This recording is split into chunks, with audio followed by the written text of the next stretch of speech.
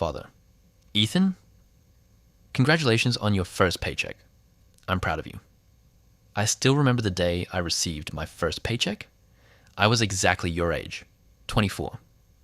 I held that paycheck in my hands, and I felt like nothing could stop me. I made myself one promise. I'll save as much money as I possibly can. I truly believed that saving money alone would make me wealthy. If someone had told me what I'm about to tell you today, my life would have been completely different. Sit down. This story might save you 30 years. The day I received my first paycheck, I couldn't stop smiling. It wasn't a fortune, but to me, it felt like the beginning of a new life. On my way home, I kept thinking about my future, a better house, a better car, a happy family. I believed I had already found the secret. Just keep saving. Every payday, I'd put money into my savings account.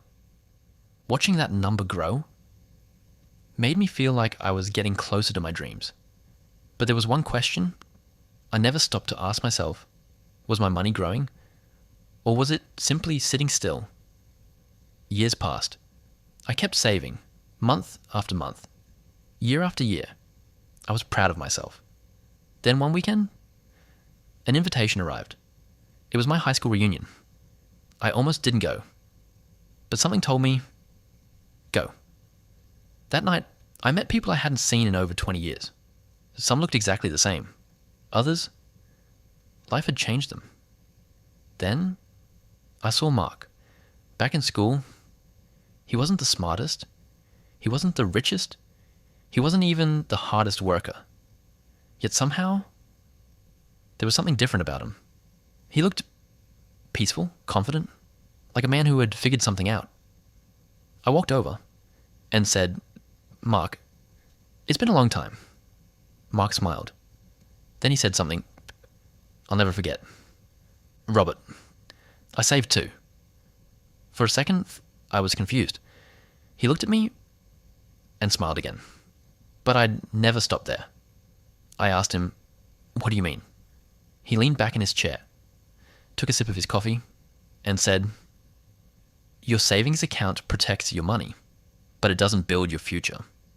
I sat there, speechless, because for the first time, I realized saving money and building wealth were not the same thing. Looked at Mark and asked, "If saving isn't enough, then what did you do differently?" Mark smiled. "I still saved.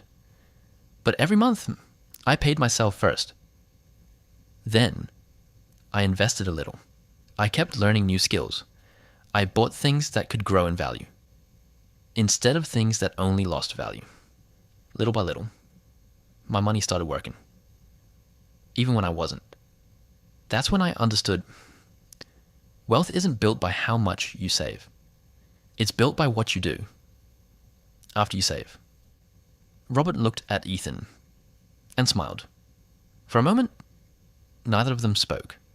Then Robert gently placed his hand on Ethan's shoulder. "Son, I'm not telling you not to save. You should save. Always save. But don't let your money spend its whole life sleeping in a bank account. Give it the opportunity to grow, learn, invest wisely, be patient, and let time become your greatest partner."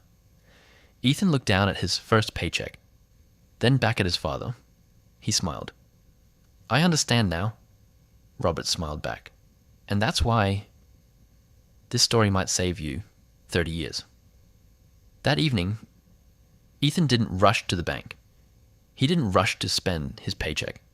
Instead, he sat down, opened his laptop, and began writing a plan.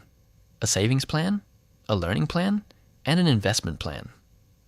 Robert watched quietly, with a smile on his face, because he knew his son wasn't just earning his first paycheck, he was building his first future.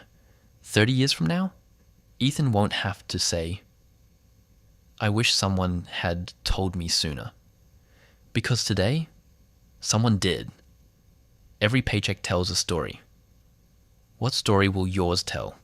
If you enjoy money stories that change lives, subscribe to Jennexa, because the next story could change yours.